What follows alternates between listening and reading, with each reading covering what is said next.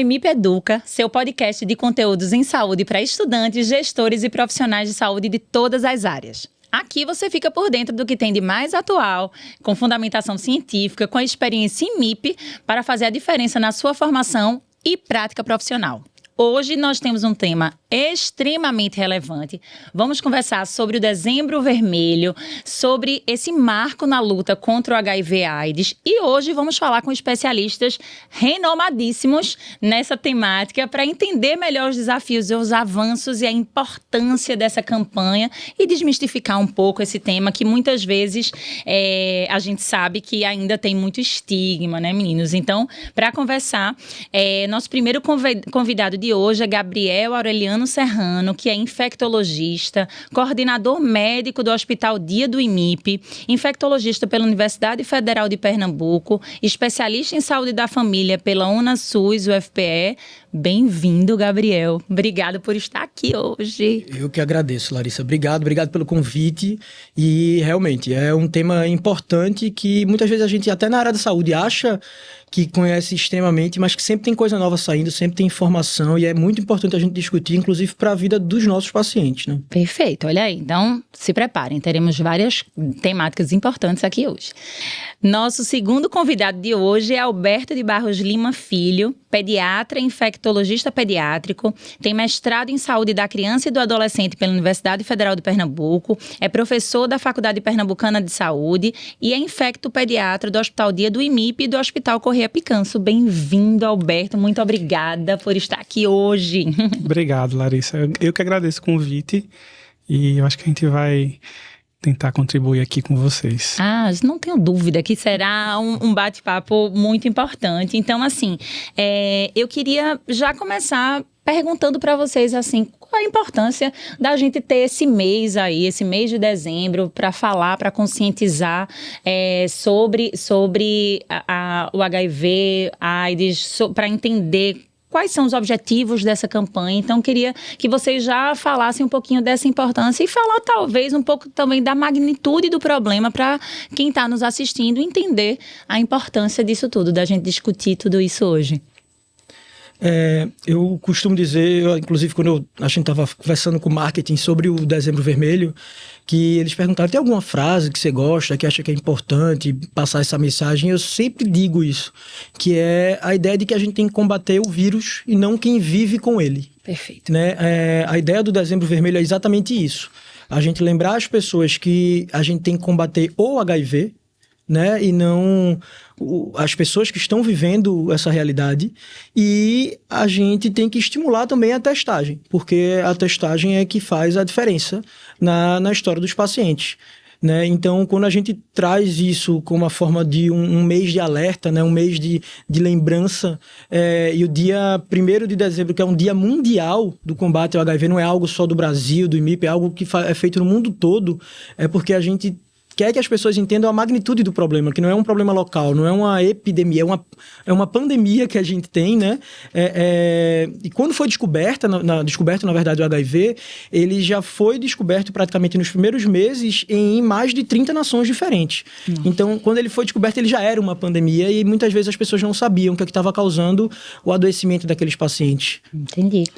Só complementando, fora o que Gabriel falou, é um mês também para a gente combater o preconceito. Perfeito. Daqueles pacientes que convivem com o vírus. Infelizmente, apesar de tanto tempo já que a doença é conhecida, a gente ainda encontra muito paciente que sofre preconceito, que sofre discriminação por causa do vírus. E aí a gente tem que também lutar contra isso. Perfeito. Porque, no final das contas, assim, a gente tem uma população que sofre de uma doença que, caso não seja cuidada, vai levar a um monte de problemas, né, repercussões. E fora isso, eles ainda têm que conviver numa sociedade que tem muito preconceito. Então, acho que esse mês tão importante agora, né, o Dezembro Vermelho, vem para reforçar também essa luta. Que importante. É uma das poucas doenças que você para pensar que existe essa coisa do preconceito associado, né? Isso. Você vê isso... Antigamente você tinha muito com tuberculose, com hanseníase, né? Às vezes você tinha essa certa questão da distância por medo de infecção, né? Você vê muita dúvida, mas com HIV parece que tem uma carga a mais. As pessoas dão uma carga a mais, infelizmente. E isso veio desde a descoberta, né? A gente tem um HIV, uma descoberta dele no começo da década de 80, 82 para 84 ali, os primeiros casos, e a gente começa a ver essa questão da associação do HIV com o homossexualismo sendo trazido como um fato no início. Então era a peste gay, era tudo isso. Coisa que hoje em dia, se você parar para pensar, a população homossexual, né, é a única população, é a única faixa populacional, digamos assim, em que o HIV não está crescendo no Brasil. Então são justamente aqueles que conseguem diminuir essa taxa de progressão. É a população que vem conseguindo diminuir a quantidade de infecção há muito tempo, inclusive. O Brasil, dos 20 países que mais tem HIV, o Brasil é o único que está em ascensão na proporção que vem, né, nos últimos anos que a gente tem visto, é o único que está em ascensão. E a gente tem ascensão entre a população idosa, entre os mais jovens, e a única população que está diminuindo é a população homossexual. Então isso não é uma relação direta. Tem uma relação com promiscuidade, com comportamento de risco. Isso são termos que a gente nem usa mais. Perfeito. Né? Porque eu tenho... Quantas pacientes a gente não tem, né? No caso de Alberto, as mães, né, dos pacientes dele, que não chegaram e pegaram HIV com o marido, sempre tiveram um parceiro a vida inteira, e aí descobrem porque o marido descobriu, porque ficou internado, ou então o marido faleceu e depois ela vai descobrir. Eu não estou dizendo que a culpa é de um, a culpa é do outro. Eu sempre costumo dizer que não tem culpado nessa história. Mas não está relacionada a um comportamento arriscado. A infecção ela pode acontecer na primeira relação, como ela pode acontecer na milésima relação. Eu tenho pacientes que ficaram 10 anos juntos, um não tratava porque não sabia, a outra também não tratava porque nem sabia que o marido tinha, não tinha o HIV e nunca pegou com o marido, mesmo com o marido tendo essa história. Então, a gente tem esse preconceito fazendo muito mais parte da sociedade, né? É algo que as pessoas têm. E eu costumo dizer, às vezes, até muito para os meus pacientes que, veja, não necessariamente você está doente. Você tem o vírus. Você não tem a AIDS, que são coisas diferentes, né? Então, HIV é uma coisa, a AIDS é outra. Lógico que quando a gente vai falar de uma forma geral, o paciente HIV, principalmente quando ele está com a carga viral descontrolada, ele é um paciente inflamado, que a gente diz assim. Então, ele é um paciente que tem algum grau de adoecimento por causa dessa carga viral descontrolada. Porque muitas vezes, até quando a gente vai falar com os alunos, né, eles pensam em HIV como... HIV é aquele vírus que causa AIDS, que vai atacar a imunidade e vai cair a imunidade. E a questão não é só essa. Então, o paciente HIV, ele vai inflamar mais, ele vai ter mais trombose, ele vai ter mais câncer, ele vai ter mais outras doenças, né? E em criança também, que muitas vezes descobre tempos depois, né? Não tem aquele diagnóstico tão cedo. Hoje em dia não é mais tão comum essa realidade. Eu mesmo não tenho nenhuma paciente minha que o filho nasceu com HIV. Zero. Isso eu ia até perguntar. Pensando, assim, são várias informações que eu acho que é importante a gente parar e destacar de fato. Primeiro, é muito importante você falar isso sobre os grupos em que vem crescendo e os grupos que já há controle. Eu acho que isso é importante nessa questão, linkando com o que o Alberto falou em relação a esse estigma e esse preconceito todo, e enfim, eu acho que é bem relevante. Mas aí, pensando nessa transmissão vertical, né, pensando nessa transmissão da mãe para o bebê, eu queria, inclusive, perguntar, Alberto, assim, hoje, quando a gente compara com os últimos anos, olhando um pouquinho no retrovisor de como era esse comportamento na população, como é que era essa prevalência na criança, qual era o momento em que mais se diagnosticava, como é que é hoje, como é que quem são os grupos que a gente precisa testar um pouco mais, eu já pensando aqui nesse spoiler aí dessa gestante, mas como é que está esse panorama da população pediátrica? Eu acho que é bem importante a gente fazer esse link também. Eu posso dizer que está melhor do que estava antes e pior do que deveria estar, né? Perfeito. A gente tem como obrigação durante o pré-natal, a realização dos testes sorológicos, incluindo o do HIV, inclusive funciona muitas vezes como diagnóstico materno, exatamente o pré-natal. O fato da mulher ter engravidado vai ajudar nesse sentido dela descobrir que tem o vírus do HIV. Grande e parte aí das pacientes vem da obstetrícia. Olha aí. Isso aí. Então, e a gente tem um pré-natal adequado como um grande suporte para a gente, para iniciar o tratamento, para avaliar a carga viral da paciente, o controle do vírus. E esse pré-natal adequado, a gente fez um trabalho, até foi aqui no Hospital Dia do IMIP, que a gente avaliou, o grupo de estudantes avaliou 35 itens diferentes associados à infecção neonatal. E o que me chamou mais atenção foi o pré-natal adequado. A gente colocou como ponto de corte 6 consultas ou mais no pré-natal. E esse fator, dividindo-se os grupos das mães que fizeram um pré-natal adequado, comparando com o grupo da mãe que não fez o pré-natal adequado, somente o pré-natal, um fator relevante com relevância estatística como fator de proteção, né? E aí a gente reforça a importância do pré-natal, a parceria da equipe da obstetrícia, né? Que inclusive a gente ampliou aqui no IMIP. Isso. A gente aumentou a capacidade da gente de atendimento. A gente tinha uma profissional, temos outra, aumentamos os horários, então a gente está conseguindo atender mais e estamos fazendo a vinculação com os atendimentos. Então a paciente gestante com HIV que está em atendimento com a ginecologia obstetrícia, ela não fica só com a ginecologia obstetrícia, ela continua com a infectologia também durante esse período. Perfeito. Então, eu até brinco com minha esposa que eu voltei a aprender muita coisa de ginecologia obstetrícia por causa dessas pacientes, por causa desse bate-bola. Então, depois que eu fui pai, me ajudou muito durante a gestação ali, porque eu comecei a reaprender algumas coisas, lembrar de outras, porque é fundamental que a gente tenha essa vinculação da obstetrícia e da ginecologia junto com a infecto, né? Tanto antes do parto comigo, quanto depois do parto com a Alberta. Eu tenho certeza que a quantidade de pacientes, porque os pacientes que vão para a Alberta, é importante a gente dizer, são os pacientes que são expostos. Isso. Também, não só os que são confirmados. Isso. E a quantidade de positivo que a gente tem depois de um tempo, com certeza diminuiu, mas é o que ele disse, deveria ser melhor, né? Isso. A gente tem estado do Brasil, São Paulo, por exemplo, que recebeu o certificado de erradicação de transmissão vertical. Nossa. Tá? Dadas as taxas tão baixas que eles têm. Então, a gente não está nesse nível ainda. Mas eu posso dizer que realmente, se a gente for ver aqui as taxas daquela paciente que fez o pré-natal aqui no IMIP e que adquiriu mesmo assim o vírus, é muito baixa. Excelente, né? excelente. Muito baixa. E aí eu vou fazer uma pergunta de leigo, assim, vocês fiquem cientes, eu sou nutricionista, hoje eu vou aprender aqui bem muito, porque de fato várias coisas são uma enorme novidade para mim. Eu fico feliz em estar podendo aprender com vocês. Então, assim, a gente entendeu que a testagem ela é obrigatória no pré-natal e ela é uma realidade e ela vem sendo extremamente necessária para a diminuição dessa transmissão vertical. Quem são os outros grupos que a gente deveria testar? Essa pergunta é maravilhosa. Porque eu costumo dizer, sempre que me perguntam isso, que na época da minha formação existia muito isso. Aproveite alguns pacientes que forem de tal grupo, ou de tal grupo, de tal grupo, e teste. E ao final da minha formação já era, teste todo mundo.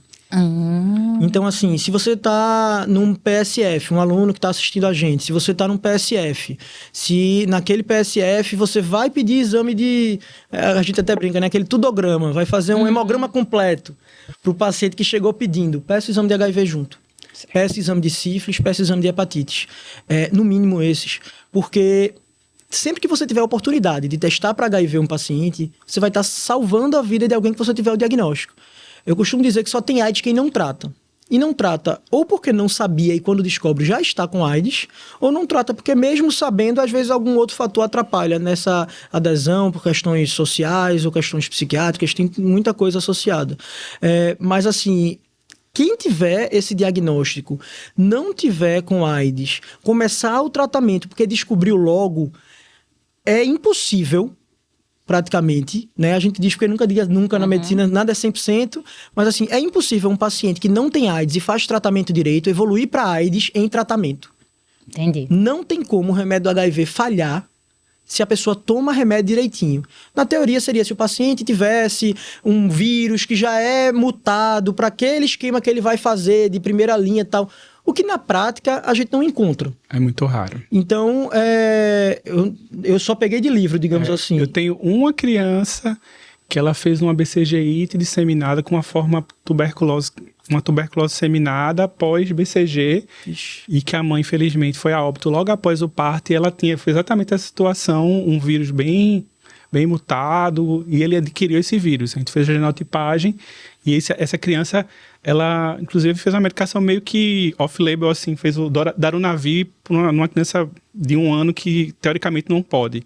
Mas era a única que respondia pelo exame.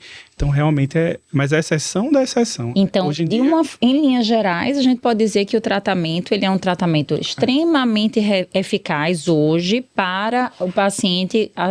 Quanto mais cedo testar, mais chance eu tenho. Mais chance não. Eu tenho plena capacidade de não desenvolver a doença e conviver. Só reforçando. E quando a gente fala em não desenvolver a doença, é um paciente que como é que é a questão da transmissão hoje? Aí eu tô perguntando também perguntas de leigo, viu? Minha gente, produção, me ajuda, eu estou na pergunta de leigo aqui, viu? Considerando que ali boa parte das pessoas também não vão ter esse domínio. Em relação à transmissão, tem a questão do estar indetectável, tem essa relação, como é que é? Vamos lá, quero aprender. Tem, né? famoso I igual a I, né? Indetectável e intransmissível. Né? Então, que a gente sempre reforça no meu caso, com as mães, né? Eu sempre pergunto das mães, eu estou cuidando das crianças, que eu sou infectopediatra, mas a senhora está se cuidando, a senhora está tomando a medicação? E aí eu faço também a propaganda no sentido geral. Eu preciso de uma mãe saudável para cuidar do meu paciente, eu preciso de uma mãe presente para cuidar do meu paciente, e eu ainda falo para ela, olha, se você tomar a medicação além do seu benefício próprio, né, de você ficar bem, como o Gabriel falou, é uma doença, hoje a gente pode falar, é uma doença controlada. Quem toma a medicação, vem para o médico, faz exame, doença controlada. É isso que eu digo, inclusive, às vezes nem de doença eu chamo, para o paciente não sentir aquela carga. Mas a gente chama entre a gente, lógico, na questão da saúde, porque tem um diagnóstico relacionado, mas a gente pode dizer para o paciente, você não vira para um paciente em tratamento e diz, olha, você se sente doente, coisa que antes de 2013, 2015, que vamos combinar, 10 anos atrás só. Qual é a doença que em 10 anos, ou agente infeccioso que em 10 anos mudou tanta coisa? Eu desconheço.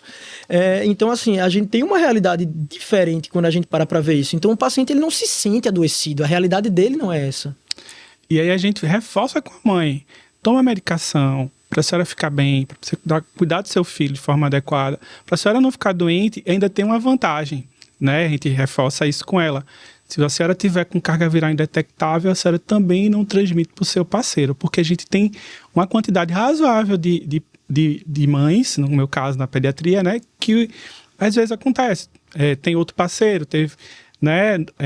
Às vezes o parceiro não sabe. Às vezes o parceiro não sabe. A gente vive numa realidade de violência contra a mulher. Eu tenho muitas mulheres que não dizem para o marido por medo de sofrerem violência. Sim. E muitas vezes elas me perguntam, doutor, isso me faz tão mal e tudo mais. Eu digo, veja, isso é algo seu. Se você está tratando, você não tem como transmitir. Então, vá com calma. Você não está fazendo algo errado, não é crime. Muitas vezes me perguntam, é crime ter HIV e não contar e ter relação com alguém? Não, não é crime. Então, é uma realidade diferente. Inclusive, as pacientes de Alberto, as mães, a extrema maioria... são pacientes nossas, só não são se elas não quiserem. Certo. Então a gente tem essa facilidade de justamente porque é bom para a criança e é bom para a família que elas sejam acompanhadas no mesmo lugar. Sim, sem dúvida. Aí às vezes a mãe, antes de ter o filho, já fazia acompanhamento em Olinda, já fazia em outro lugar e não quer vir para o IMIP. Quer continuar lá com o médico dela. Que no caso de Olinda sou eu, inclusive. Na maioria das vezes. Mas, tem duas opções. Você comigo aqui ou você é Olinda, né? Mas assim, a gente tem essa possibilidade, porque a ideia de não cuidar direito desses pacientes é feio aqui no IMIP, né? A gente já conversou uma vez. Então, o cuidado tem que ser priorizado. Para vocês entenderem aí de casa, porque a gente conversa muito sobre o jeito IMIP de cuidar e de como a humanização ela tem que fazer parte do nosso dia a dia. E não é que tem que fazer parte porque alguém nos obriga, é porque o perfil de quem trabalha no IMIP é ser um profissional humanizado, É algo cuidadoso, é inerente. É isso, tá nas entrelinhas ali. Tá. Todo mundo acha que a gente tem que fazer, mas não é só... Como diz meu avô, Luiz Aureliano, ele diz que meu avô já trabalhou, inclusive, aqui no Pedro II, sanitarista e tudo mais, ele fala muito que aquele médico que só sabe de medicina, nem medicina sabe. Então, é mais ou menos isso. Se a gente só faz aquela parte de passar o remédio e mandar para casa, a gente não está fazendo muita coisa. A gente tem que entender o paciente como um todo. Isso. E é justamente por isso que a gente tenta vincular as clínicas. E é tão importante o nosso setor. Porque é um setor de imunocomprometidos no geral. Então, aqueles imunocomprometimentos que os pacientes nasceram, né? Um imunocomprometimento primário ou aqueles adquiridos. Isso. Seja de forma através de via sexual, sangue ou através da transmissão vertical. A gente cuida desses pacientes. Então, o cuidado, ele é vinculado um ao outro ali dentro. Isso. E aí eu vou perguntar uma coisa só, dentro desse contexto, eu vou... Posso só complementar. E aí, nessa parte da humanização, aí, sem querer puxar sardinha para o nosso setor, mas estamos aqui né, a gente tem uma equipe muito boa, né, que tem um acolhimento desde do pessoal das meninas da recepção, temos uma enfermeira lá, que cuida lá, que recebe nosso paciente, às vezes a gente não tá, ela manda mensagem, pede, então às vezes vem buscar medicação, esse tipo de coisa. A gente tem assistente social muito boa. Toda uma equipe, a gente tem a parte da odontologia. Isso. A gente tem odonto, tem psicologia. Tem uma assistente social própria, tem a enfermeira própria do setor. E todo mundo colabora bastante. Isso. O setor da gente... Eu costumo dizer que eu só aceitei a coordenação do setor por causa delas. Por causa da equipe. Então, e não só a equipe de funcionários, como a equipe... administrativa, como a dos médicos também. Isso. Então é um setor que todo mundo entende isso, sabe? Todo mundo se ajuda. Mas mesmo sem saber, você respondeu a minha pergunta. Eu ia perguntar a importância da equipe multi no tratamento. Eu, como diretora multi, minha gente, não tem possibilidade de eu sentar aqui e não falar sobre a importância do assistente social, do psicólogo. Essencial. É essencial, né? Essencial. A gente tem... alguns pacientes que têm dificuldade de adesão, e aí a gente vai tentar descobrir por quê. Aí, hoje mesmo, estava conversando com Juliana, que é nossa assistente social. E ela falou: Alberto, essa paciente aqui está sem vir faz, sei lá, um ano. E aí eu fui conversar com ela mora perto de Caruaru, e ela disse... A mãe faleceu, infelizmente, na verdade, estava conversando com o pai, e o pai disse: eu não tenho como levar para Recife. Ela ia tentar vinculação com o Caruaru, que era bem mais perto, São Joaquim do Monte, se eu não me engano. Enfim, e aí a gente precisa delas. E aí e ela também faz a retaguarda, assim, o paciente faltou, ela liga, entra em contato, por que faltou, por que não faltou. Infelizmente, de vez em quando, a gente tem que dar uma puxadinha de orelha. Já assinei algumas notificações do Ministério Público, inclusive. Isso. Importante, tem essa responsabilidade. O cuidado é com a criança. Isso. O paciente da gente... O paciente de Alberto é a criança. Às vezes até a mãe ou o pai até são meus pacientes. Mas, inclusive, às vezes ele vai para consulta de manhã com o Alberto e fica de tarde para consulta comigo. Eu já mudei meus dias para a gente ficar ali nesse bate-bola, porque a ideia é essa. A gente já tem uma questão de notificação, mas todas as crianças da gente, todas elas, 100% são acompanhadas pela assistente social. Perfeito. Então, a gente não consegue fazer em todos os adultos, porque a gente tem uma rotatividade, tem outras questões. Sim. E às vezes o abandono e tudo mais é uma coisa importante que no mundo tinha-se a ideia de fazer todos os países tivessem 90-90-90, que é um plano da OMS, que falava que a gente tinha que ter 90% das pessoas com HIV diagnosticadas, 90% delas em tratamento e 90% em controle. Eu costumo dizer que não é 90% do controle, não seriam 100% dessas que estão tomando remédio, mas só 90% vão conseguir controlar. Não. É porque às vezes o tratamento não está sendo feito da forma correta, só para não desdizer o que eu disse da questão do que se tomar remédio direito vai controlar. Então, se 100% dos 90% em tratamento tomassem remédio corretamente, a gente teria 100% em controle, praticamente. Entendi. Então, praticamente o que eu digo por causa daqueles casos que podem aparecer. Mas... Como eu costumo dizer, eu não tenho nenhuma paciente que toma remédio direito, que a gente sabe o perfil, né? Que não controla. Sim. Quando chega a dizer, não, doutor, tô tomando, e o exame tá descontrolado, eu tenho como ver quando ele pega remédio, basta eu entrar lá no sistema e ver, você não pegou esse mês, não pegou esse, o que é que tá acontecendo? E aí eu tenho uma dúvida sobre o remédio. Hoje a gente tem esse tratamento todo coberto pelo SUS. É o maior programa de HIV do mundo. É o do SUS. O SUS é inspirado no programa inglês, né? Mas o Brasil é o país que entrega remédio para o maior número de pessoas. E a gente vê o tripartite do SUS funcionando. O governo federal compra ou faz a fabricação, né, acontecer, distribui para os estados, que distribui para os municípios. E, na teoria, todo município com mais de 80 mil habitantes tem que ter um centro de tratamento, pelo menos um, para paciente HIV. E os arredores, por exemplo, eu também, além de Olinda, atendo em Limoeiro. Eu atendo paciente de Surubim a Paudalho, por exemplo, naquela região. Pega a região toda. Isso. E eu vou lá para atender os pacientes. E a gente vê as dificuldades, como são realidade. Já atendi em Serra Talhada, que é a cidade da minha família, parte de mãe. Então, eu digo que do sertão ao litoral, ali do sertão do Pajeú ao litoral, eu já vi essas realidades acontecerem. Mas uma coisa é constante: a disponibilidade de medicação. Perfeito. Em todos os lugares a medicação chega e os pacientes conseguem fazer o tratamento. Às vezes a gente tem algumas dificuldades em relação à quantidade que é distribuída. Tem época que não consegue pegar para mais de um mês, mas normalmente entrega-se 2 a 3 meses já para o paciente ficar vindo buscar a medicação e ele pega aqui na farmácia do IMIP, por exemplo, o nosso paciente, inclusive paciente que não é do IMIP, mas que é acompanhado no particular, tem o direito de pegar também nas farmácias de dispensação pelo Estado. Então a gente tem uma farmácia que funciona, eu digo até que a farmácia é uma extensão do Hospital Dia, porque a gente funciona junto. Quando eu fiz um plano de reforma do Hospital Dia, eu botei o plano da farmácia junto. Eu fiz, tá tudo linkado. A gente mudou a forma de distribuição de medicação, muda e facilita a vida de todo mundo, né? A chefe da farmácia, a gente tem um telefone. Eu ligo para a Gabi e para a Renata, faço, Gabi, Renata, por favor, e as duas me ligam da mesma forma. De vez em também. quando elas ligam pra gente. Aqui na emergência passaram assim a medicação, aí não pode, a gente ajusta. E é o SUS que funciona, né? A gente vê no tratamento do HIV como funciona, né? Isso é muito importante. E aí perguntando, dentro dessa história do tratamento, então o efeito colateral de medicação também mudou muito ao longo dos anos, né, gente? Cada vez menos, né? São drogas mais potentes, mais modernas e com menos efeitos colaterais. E menos drogas agora. Menos drogas. A gente já tem, para os adultos, que a gente classicamente seriam 3 drogas, agora já tem 2 drogas combinadas em um comprimido só. Então, um comprimido uma vez ao dia naqueles pacientes elegíveis, que não são todos. Gabriel pode explicar até. Tem essa história, né, que Alberto falou, que na época da residência dele, nem todo mundo tratava, porque a realidade, antes de 2013, é que só tratava aqueles pacientes que tinham sintomas, né, ou que tinham CD4 abaixo de 350, independente da carga viral. E aí veio um estudo, 2 estudos mais importantes, né, o SMART e o START, que mostraram que os pacientes todos precisavam tomar medicação. Por quê? Tinham 2 grupos. Um tomava medicação só quando caía o CD4 ou quando tinha sintomas de doenças oportunistas, e o outro tomava sempre. Porque queria avaliar o que é pior. Deixar a carga viral descontrolada ou os efeitos colaterais das medicações.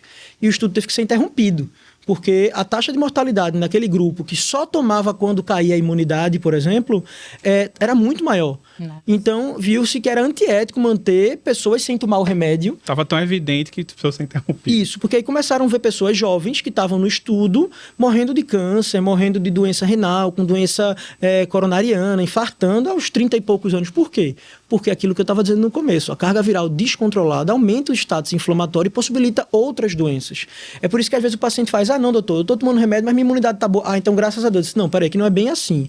A imunidade está boa, não caiu ainda. Isso pode mudar de uma hora para outra, pode ser que da próxima vez que você parar, a queda seja grande, mas o mais importante, você não está fora de risco porque a imunidade está boa. Você está se colocando em risco por causa dessa carga viral descontrolada. Então, de vez em quando eu pegava na enfermaria, o pessoal da clínica médica dizia, não, o paciente está com edema nos 2 membros, não é trombose. Eu disse, peraí, que não é muito assim não. Faça lá para ver se não tem TVP, e às vezes tinha um TVP bilateral, por causa é tão mais fácil um paciente HIV ter trombose por causa desse status inflamatório que o paciente podia ter bilateralmente, que não é algo tão comum num paciente clássico, que não é HIV. Então, assim, é uma realidade que mudou a partir de 2013, 11 anos atrás. Nossa, é muito recente, né? Tudo muito novo. Isso, e o primeiro esquema que a gente tinha naquela época já era um comprimido também, mas era cheio de efeito colateral. Tem paciente que faz até hoje, eu vou dizer que sim.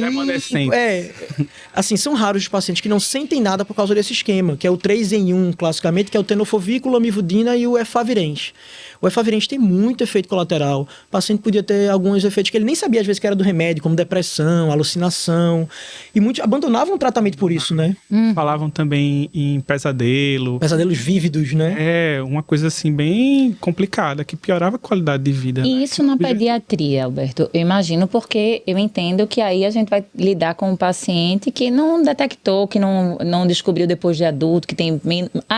o paciente pediátrico, me corrija se eu estiver errado, ele vai aí enfrentar um acompanhamento ao longo de toda a vida, né? Isso. E Pelo aí, menos hoje em dia, enquanto a gente não conseguir falar em cura definitiva, né?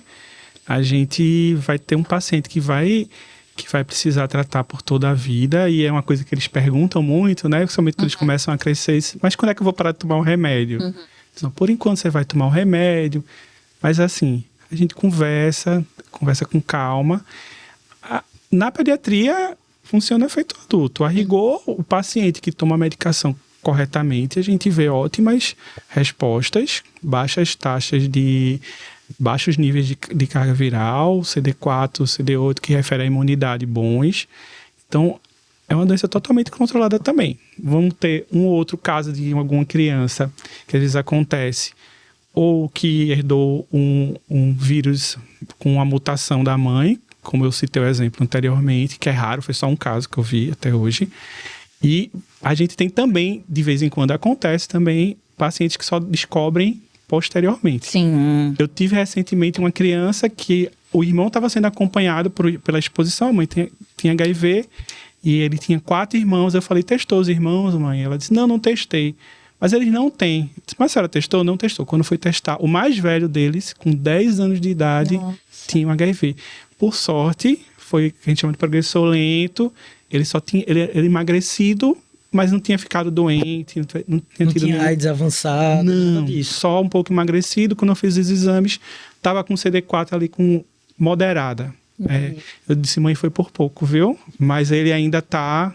Porque normalmente com 10 anos, antes disso, se o paciente não souber quando nasce, porque alguém que está assistindo a gente faz, mas eu não testei meu filho nunca na minha vida e agora... Isso, não. Veja, meu filho já tem 10 anos e uma vez a professora... Não, calma. Se ele tem 10 anos, provavelmente ele vai ter alguns sintomas, ele já vai saber que tem. Exatamente. Isso aí que ele falou é um progressor lento, é porque por algum motivo o vírus não encontra a porta de entrada para dentro da célula de maneira tão fácil. Então a gente vai ter essa resposta mais lenta à infecção. Mas a maioria dos pacientes descobrem... A maioria é por volta de 1 ano antes disso. E testa-se, né? A criança é testada, a mãe é testada, testa na hora do parto, tem os testes do pré-natal, a criança quando faz exame, normalmente se a mãe deu, vai testar. A gente tem uma realidade diferente, né? Diferente. Apesar disso tudo, às vezes acontece assim, caprichosamente, uma mãe que fez o teste rápido, fez no pré-natal, deu negativo, fez na hora do parto, deu negativo. Estava ainda em E que a gente chama de janela imunológica, ou seja, ela tinha o vírus, mas ainda não tem alteração de exame. Sim. Aí ela amamenta. Daqui a pouco a gente pode até falar um pouco. Eu já estava aqui, a nutricionista já está aqui, anotando sobre a amamentação. Transmite para o bebê de forma involuntária, obviamente. E um detalhe importante em relação ao tratamento é que, se você ver, né? Mudou tudo e passou todo mundo a tratar em 2013. Em 2017, chega uma terapia nova, e esse 3 em 1, que era o tratamento de primeira linha, passou a não ser mais o de primeira linha. Entendi. E todo paciente, desde 2017, que tem diagnóstico do HIV, começa o tratamento com... Eu falei que o 3 em 1 era o tenofovir, com lamivudina e efavirenz, num comprimido só. E chegou um que tira o efavirenz e coloca o dolutegravir no lugar. E o tenofovir e lamivudina continuam. Então, desde 2017, a gente tem o 2 em 1, que é o tenofovir com lamivudina sem o efavirenz, que é 3 em 1, vira 2 em 1, com o dolutegravir, que é uma droga de uma classe nova aqui no Brasil, né? Em alguns lugares já faziam, mas assim, que é o inibidor de integrase. Sim. E aí a gente vem evoluindo nisso. Inclusive, uma das terapias que a gente tá para ter injetável, que tá para chegar nos próximos anos, que alguns países já têm, que faz 2 em 2 meses o tratamento, é com a evolução dessa classe, que é o cabotegravir, por exemplo. Então, a gente aqui no Brasil tem atualmente o dolutegravir e o raltegravir. Quando eu vou dar aula, eu digo, tudo que tiver tegra no meio é inibidor de integrase. E aí, o raltegravir, inclusive, é uma das terapias que as crianças fazem quando são expostas, né? É uma das medicações. E toda medicação que é antiga, ou que é nova e promissora e por isso é muito estudada, começa a poder ser usada em criança. Então, criança hoje em dia ainda usa AZT, né? É a principal droga. Uma das principais aquisições, Gabriel, foi o dolutegravir para criança. Isso, porque era muito promissora, né? Era uma droga tão boa, tão promissora, que mesmo sendo nova, foi investido estudo para fazer. Ele tem hora dispersível, ele é uma medicação que as crianças podem usar. A partir de 1 mês de idade, você pode usar um comprimido de 5 miligramas dispersível, então dilui facilmente na água. E foi uma grande aquisição. Perfeito. É extremamente potente e com baixa... E os efeitos colaterais que a gente falou de alucinação. Imagina isso numa criança. Nossa. Que não usava o efavirenz ali, mas que... proibitivo. Imagina isso. Então você tem uma droga extremamente segura, que é o dolutegravir chegando. Potente.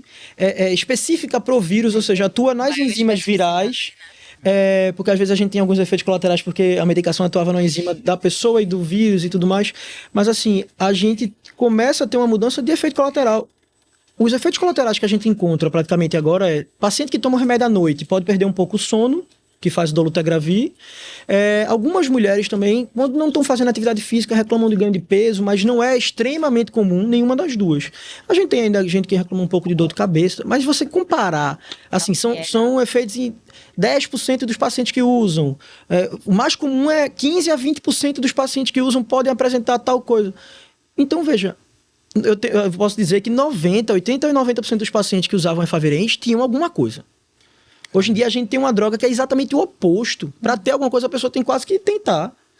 Então, assim, isso muda a realidade. Quantas pessoas não deixaram de aderir ao tratamento? Né? A gente tem alguns filmes, a gente tem algumas figuras brasileiras que abandonaram o tratamento por causa disso. Tinha um rapper, Sabotagem, por exemplo, que ele vivia com HIV e que ele não conseguia tratar porque a droga que ele fazia, que era o efavirenz, não permitia que ele escrevesse. Nossa.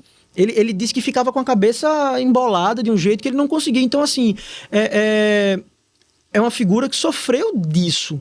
Né? Então, se a gente consegue tirar esse efeito das medicações da vida do paciente, a gente consegue melhorar a adesão e muitas vezes a gente escutou durante a pandemia que, não, mas estão gastando remédio com a pessoa que se expôs, que não sei o que lá. A gente escutou isso, né, as maiores barbaridades durante a pandemia, vindo de muitos lugares. Mas eu costumo dizer que a gente aprendeu, e já vou fazer o link com, acho que é com o próximo tema ali que a gente falou, e Alberto citou do I igual I, que, na verdade, investir em tratamento do HIV, você consegue o controle, e investindo nisso, você controlando, você diminui a transmissão. Então, na verdade, investir em tratamento é você diminuir o custo que o governo vai ter precisando comprar mais medicação, internando menos gente. Então, é feito saneamento básico. A cada R$1 em saneamento básico, você economiza 2 em saúde. Perfeito. Né? Então, a gente tem essa possibilidade de tratar os pacientes, fazer medicação para os pacientes, medicações sem efeitos colaterais, num programa absurdo, né? Mais de 1 milhão de pacientes que têm diagnóstico no Brasil, e 40 milhões de pessoas no mundo todo, é a média. E isso a gente sabendo que não tem um diagnóstico de todo mundo. Existe uma ideia daquilo que eu falei de 90, 90, 90, que a gente aqui no Brasil conseguiu uma média de 80, 80, 80. 76, 82, 83. Então essa meta foi para frente. Mas praticamente nenhum país conseguiu esse 90, 90, 90 da OMS. E aí eu tenho uma dúvida aí, você falou do tratamento, e aí falou dessa questão da exposição, e eu queria que vocês explicassem um pouquinho essa questão assim como o SUS claramente, e a gente entendeu aqui que distribui o tratamento para o paciente, mas o paciente que foi exposto, aquela pessoa que não é HIV, não tem um HIV, e foi exposto, pode ser, sei lá, um acidente aí num preservativo, o que é que hoje manda, o que é que hoje é mandativo aí no... Inicialmente a gente tem que reforçar com todos que a gente tem um hospital de referência para essa exposição, né, que é o Hospital Corrêa Picanso. Então, a orientação é que vá para o hospital, se for possível, né, levar o sangue da fonte do paciente, ou seja, o paciente com o qual você se expôs. Se for uma pessoa, você tenta levar a pessoa também, pode testar. Pode, ou levar o sangue, ou levar o paciente. Se for dentro do hospital, por exemplo, um paciente internado, você pode levar só o sangue. Que eles também testam. Né? Aí lá é o hospital de referência. E reforçar uma coisa bem importante, que isso tem que ser feito em até 72 horas. Ou seja, tem que ser o mais rápido possível. Não precisa entrar em desespero, porque tem 72 horas, mas se for nas primeiras 24 24 horas, melhor ainda, né? Então, procurar o Correia Picanso. E lá tem as medicações, Gabriel pode até falar um pouquinho mais sobre elas. A gente tem 2 tipos de expostos, né? Tem um exposto, eu digo que é o mais preocupante, que são as crianças, né? Que Alberto vai falar melhor do que eu, mas já que a gente está começando com adulto, eu também trabalhei no Correia, né? Então a gente costumava pegar nos plantões pessoas com todas as realidades. Porque é a referência, inclusive dos hospitais particulares, muitas vezes, que mandam para lá as pessoas. Chega na emergência e diz, é melhor tu ir no Correia porque tu vai fazer o segmento. Muitas vezes o paciente do particular é enviado para o Correia Picanso. E aí, aquelas pessoas que são expostas podem fazer a medicação, faz durante 28 dias, é a mesma medicação do paciente que faz o tratamento. No começo da minha residência, o esquema era diferente, né? Então, todo residente da Infecto que acabava se expondo, ficava amarelo, porque era uma medicação que podia dar icterícia, que era um efeito Gilbert-like. Não tinha nenhum problema, não fazia mal ao fígado, mas às vezes ficava com o olho amarelado e tudo mais. A gente já sabia que, entre os residentes, assim, a gente já sabia, fulano foi exposto, se acidentou. Mas assim, é algo que a gente pode ter não só com paciente confirmado com HIV. Se você se acidentar com um paciente que você não sabe o diagnóstico, você quiser ir lá fazer, você vai poder fazer. E exposições da sua rotina, exposição sexual, porque um preservativo estourou, porque teve relação com alguém que você não sabe a sorologia, ou teve uma relação com alguém que você não conhece, você pode ir até lá, fazer a sua testagem e fazer a medicação também da mesma forma. A medicação vai ser entregue de graça, da mesma forma que o remédio do HIV é entregue. Então, a gente vai ter isso sendo extremamente fácil, não é algo que demora, e inclusive vai ter a programação de segmento. Vai voltar tal dia para fazer o tratamento, para fazer a retestagem, que normalmente a gente repete com um mês, 3, 6, 12. Entendi. Que é quando a gente tem de verdade ali a possibilidade, mas dificilmente depois de 3 meses, se teve uma infecção, a gente vai ter um exame confirmando, mas às vezes até 6 meses a gente pode encontrar. Só reforçando para não dar informação errada, o Correia Picanso é referência para adultos de 14 anos em diante e para crianças é a emergência pediátrica do IMIP. Tem impressão que o formato foi pensado também na criança que sofre abuso sexual. Sim. E como aqui é referência para exposição sexual, tem a ginecologia que dá o suporte. Então, eu penso que o Estado pensou nessa lógica aí também Então, para exposição ou abuso sexual ou exposição pérfuro-cortante, a referência é a emergência pediátrica do IMIP, até 13 anos. De 14 em diante, pode procurar o Correia Picanso. E a gente tem uma estrutura... a gente tem de novo. Uma estrutura multidisciplinar. Isso. Nossa coordenadora não me deixa mentir.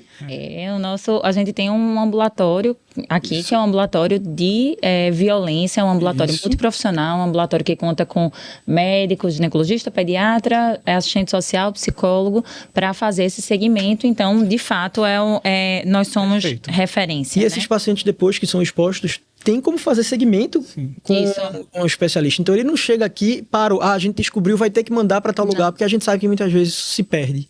Então, a gente consegue fazer tudo aqui dentro. Por isso que a gente gosta tanto do IMIP. A gente tá puxando muita verdade, corda, mas é verdade. É porque dá... É muito, assim, a gente fica satisfeito de ver que a gente fez a parte da gente todinha, de um paciente que veio todo organizado. Eu não vou precisar olhar o prontuário inteiro daquele paciente para poder procurar as coisas, vai estar tudo no sistema. Isso. E eu, quando mandar para alguém, eu vou conseguir fazer isso, ele vai ter segmento, eu vou ter feedback. E isso é você conseguir, porque eu digo que medicina moderna não é você ter o equipamento Plus Master que faz aquilo.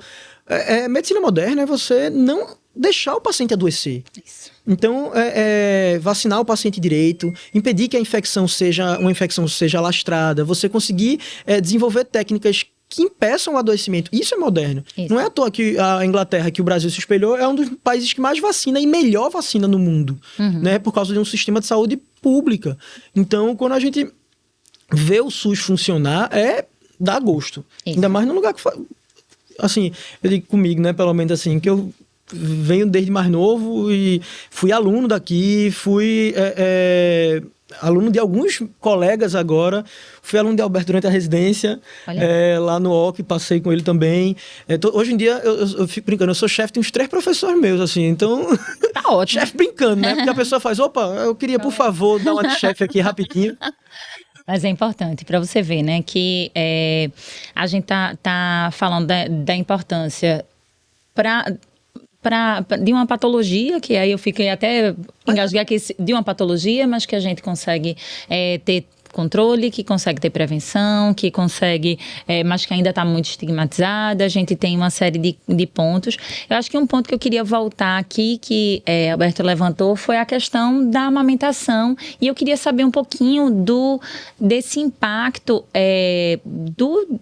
da doença para também o desenvolvimento da criança. Assim, a criança que convive com o HIV, quais são os impactos para o desenvolvimento? Então, são essas duas perguntas, amamentação e desenvolvimento. A amamentação, infelizmente, ela é proibida, né? A mãe que tem o HIV não pode amamentar o bebê.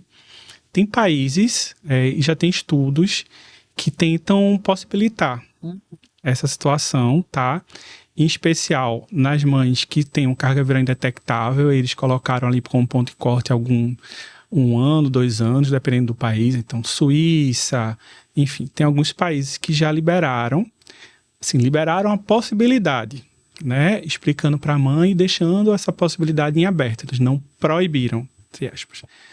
Talvez não seja a nossa realidade ainda, mas quem sabe no futuro próximo, né? A gente consiga, naquelas mães que têm um controle mais bem feito, que a gente se sinta confiante para poder liberar. Por enquanto, o Ministério da Saúde não recomenda. Tem algumas técnicas, né, de formulação do leite, de você pasteurizar e técnicas estudadas, mas que não estão ainda praticadas. Eu digo isso porque me perguntam muito, então se o meu leite for preparado de tal jeito, então será que vai ter um jeito de fazer o leite diferente? Não, veja, por enquanto ainda não. Aí a gente vê, algumas mães ficam frustradas com razão, né? Porque é o sonho delas, elas cresceram e veem todas as justas propagandas falando dos benefícios do leite materno, de amamentar, o ato de amor e de carinho que está envolvido, e elas não podem. Infelizmente, a gente nesse momento não tem. Para o bebê, o fato dele não amamentar, né? Pelo risco de transmissão pelo vírus, provoca alguns problemas, a gente sabe, né? A gente sabe que o leite materno transmite anticorpos, então você tem ali uma imunidade dos bebês, e aí tem estudo de segmento, mostrando que esses bebês, simplesmente pelo fato de serem expostos, mesmo que não tenham vírus, que não adquiriram vírus, só o fato de serem expostos, não terem amamentado, comparando com um grupo de bebês que amamentaram, eles têm mais chance de ter doenças ao longo da vida. Como outros bebês que por algum motivo a mãe não consegue amamentar também, a gente encontra, mas eu digo isso porque não é uma realidade apenas do HIV, né? A questão da exposição ao leite materno, que a Nutri não vai me deixar mentir. O leite materno é bem importante e é uma coisa que a gente não consegue fazer. Aí, então a gente tem essa questão das infecções, a gente felizmente tem a liberação da fórmula infantil, é bom reforçar aqui, gratuita até os 6 meses, né? E é algo que funciona, né? Que funciona, inclusive, para fidelização do paciente, em termos de vir para consulta. Ele fica vinculado. De certa forma, se estimula e não falta. Raramente. Eu digo, não é uma realidade. Eu tô dizendo assim, às vezes faz muito tempo que não falta. Você chegar num local e tem remédio de dipirona. Dipirona é um negócio que pode faltar num posto às vezes, mas que o leite materno é mais difícil faltar do que uma dipirona. A fórmula infantil, né? Isso, a fórmula infantil o leite materno não, perdão. A fórmula é muito mais fácil. Então a fórmula é dada de forma gratuita até os 6 meses de idade, que é uma forma de compensar, né? Não pode amamentar. Mais unidades que tem tratamento de HIV. Né? Isso, nos hospitais de referência. Então tem aqui no IMIP, tem no Oswaldo Cruz, tem nos hospitais da prefeitura também, das prefeituras que tem SAI, né? Otávio de Freitas tem. Então você consegue, a mãe consegue, vem para consulta, você libera o leite. Inclusive, a gente sempre fala que mesmo que ela não esteja na consulta, completou os 30 dias, que é de 30 em 30 dias, ela pode falar com a equipe, a gente falar com Camila, nossa querida enfermeira lá, que Camila faz a dispensação, já deixa as receitas prontas. Ainda conversa com a gente. Eu cansei de liberar a receita de leite do paciente de Alberto. O dia que Alberto não tá, eu tô liberando. A gente funciona em equipe mesmo. De vez em quando também ela chega... Doutor, tem um paciente de adulto de Gabriel. Eu disse, vejo, com certeza. Equipe multi também. A gente ajuda um outro. Perfeito. Então, assim, vamos caminhar para o final dessa conversa, porque a gente conversou tão bem, tanto que a gente já se alongou bastante. E eu queria, assim, falar de como, para mim, que estou do lado de cá, é belíssimo ver o comprometimento de vocês dois com a causa. Vocês estão, eu estou aqui diante de 2 profissionais que demonstram uma paixão por uma patologia tão relevante, tão importante, tão prevalente e que tem tantos desafios no dia a dia, mas que vocês, eu acredito que conseguiram desmistificar vários conceitos aqui hoje. Eu queria finalizar agradecendo a vocês e perguntando assim para cada um de vocês, o que é que vocês veem no horizonte? Porque eu sei que vocês são 2 estudiosos. Curiosos, mas muito estudiosos. Eu queria saber o que é que vocês veem aí no horizonte. Eu acho que o ser humano vive de esperança, né? Isso. Então, a minha esperança é que tenha cura. Não sei, eu sempre falo, né? Doutor, mas até quando? Eu disse, até quando chegar a cura. Vamos ter fé que vai chegar. Não sei se vai demorar 1 ano, 2 anos, 10 anos, mas vai ter. Eu tenho fé real que um dia a gente vai ter cura para a doença. Mas eu sempre falo, até lá você tem que estar bem. Você tem que estar saudável para poder se beneficiar da cura. Até a gente tem o Brasil como um dos principais países na busca da cura. É um dos que está mais próximos, inclusive. Dr. Ricardo Dias, que é um médico de São Paulo, infectologista. Ele tem terapias que estão extremamente avançadas. Então, e outra coisa, a realidade de 10 anos atrás, a gente tinha um paciente com cura confirmada de HIV. Existe um paciente de cura do HIV, e muitas vezes me perguntam isso, porque viram na internet alguma coisa que é o... Perdão, tem o primeiro, né, que agora não é só mais um, né, que é o Homem de Berlim, que se chama a história, que é o Mr. Brown, que ele é, na verdade, um alemão que morava nos Estados Unidos. Ele tinha uma mutação que dificultava a progressão do HIV, ele teve um câncer, teve que queimar a medula, queimar entre aspas, né, para receber uma medula nova, que não funcionou, ele teve que queimar de novo, e a segunda medula que ele recebeu tinha a mesma mutação que ele. É como se pegassem um vírus do santuário viral, tirasse ele de casa, trocasse a fechadura e não deixasse mais ele entrar e matasse ele quando ele tá fora, mais ou menos isso. E realmente foi confirmada. Tem mais de 15 anos que ele só tem cargas virais não detectadas. Se eu não me engano, 18 anos completou esse ano. Ele é 2006, essa confirmação dele. Então, assim, e a gente depois teve um segundo paciente, um terceiro, um quarto. Agora a gente já vai 5 ou 6. E juntando os 6 que foram confirmados com os que estão esperando, completam 10. Nossa. Então a gente tem 10 pessoas para confirmação e todas nesse mesmo caminho. Então existe um caminho. Existe uma forma de seguir. O grande problema do HIV é que ele muda muito rápido. Ele faz cerca de 20 mil mudanças importantes por dia. Nossa. Então, é um vírus que não dá pra gente fazer uma vacina clássica. Uhum. É por isso que o que a gente ataca é algo que é mais ou menos igual para todo mundo, que são as enzimas do vírus. É onde a medicação entra. E é quase igual, eu digo, para todo vírus. Porque existem vários subtipos de vírus, né? A gente tem tipo 1, tipo 2, tipo MNOP no tipo 1, aí vai o clade, MA, MA1, MA2, isso vai para todo canto, né? A gente tem várias variações, mas as enzimas são muito parecidas. Então, a medicação vai nesse caminho. E aí a gente consegue, dessa forma, ter uma perspectiva de futuro. A gente consegue, eu costumo dizer, olha, cura um dia vai ter. Eu não sei se daqui a 5, não sei se daqui a 50. Mas a chance de nunca existir uma cura... Rapaz, eu digo que é mínima. É improvável. Que nunca exista. E se a gente parar para pensar, como diz Carlos Eduardo Guimarães Padilha, ex-professor meu e também foi médico aqui do MIP, a tuberculose demorou 2000 anos para a gente encontrar a cura. O HIV tem 40 anos que a gente descobriu que ele existe. E onde a gente está agora? Uhum. Então, vamos dar tempo ao tempo, vamos tratar as pessoas com HIV como elas são. São pessoas que têm um vírus, que tomam um remédio, porque a imunidade dela não consegue. Eu costumo até brincar que assim, a CMV, quase todo mundo tem, que é um vírus. HPV, todo mundo que manteve relação sexual praticamente tem.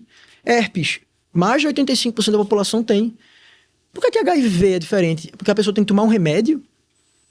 Porque esses outros vírus às vezes não viram doença porque a imunidade não deixa, mas o HIV... Como a imunidade é o alvo, precisa de um remédio para poder controlar. É essa a diferença? Porque ela teve uma relação desprotegida. Você não sabe se ela teve mais ou menos que você não sabe... E não importa. O que acontece é que a gente tem pessoas normais que têm uma infecção viral, que tomam remédio para não adoecerem.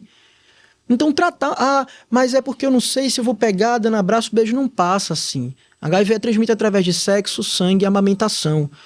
Ele não passa por beijo, por abraço, suor, roupa, copo, tem que separar as coisas em casa. Isso não existe. É uma realidade que não é fantasiosa.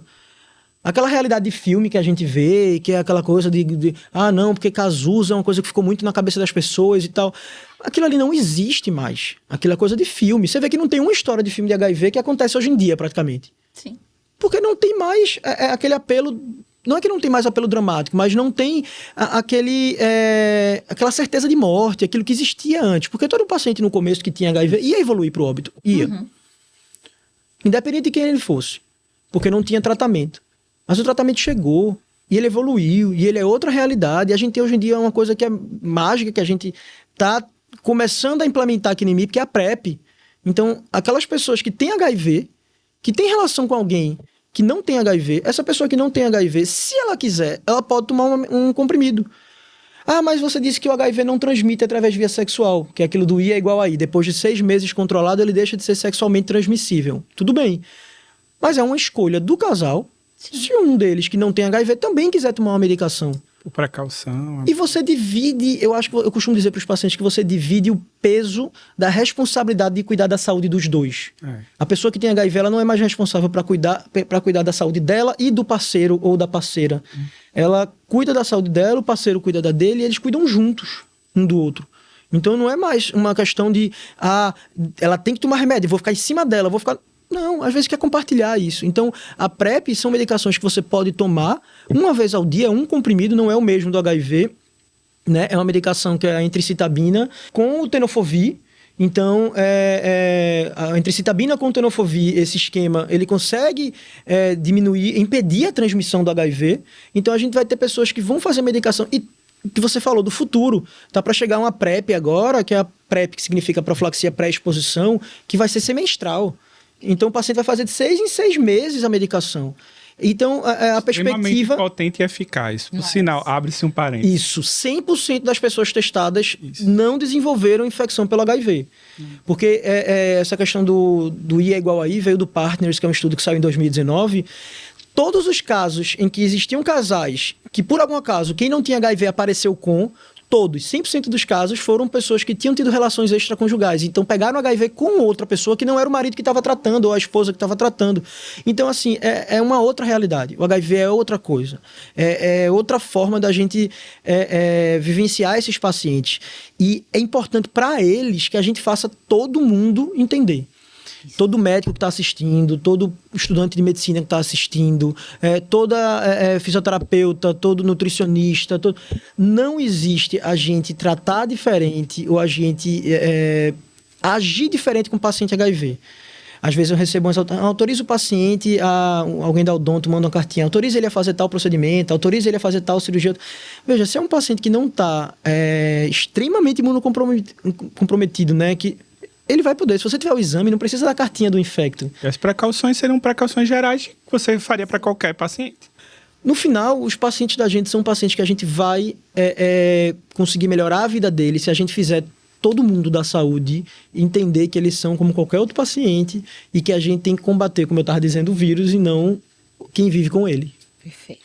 Olha aí, vocês também vão sair muito diferentes do que como eu estou saindo, muito diferente dessa conversa hoje, eu tenho certeza, porque foi disruptivo. Vamos lá, então a gente está finalizando o episódio de hoje, agradecendo mais uma vez vocês dois, que são profissionais realmente diferenciadíssimos, vocês concordam comigo? E se você curtiu esse conteúdo, acesse nosso site, fique por dentro de mais materiais gratuitos, além de cursos que farão toda a diferença na sua formação profissional. Não deixa de se inscrever no nosso site. Se você está ouvindo através das plataformas digitais, a versão em vídeo está disponível no YouTube. Não deixa de se inscrever no canal, de seguir nossas redes sociais e interagir bastante conosco. Obrigada pela audiência e até o próximo episódio.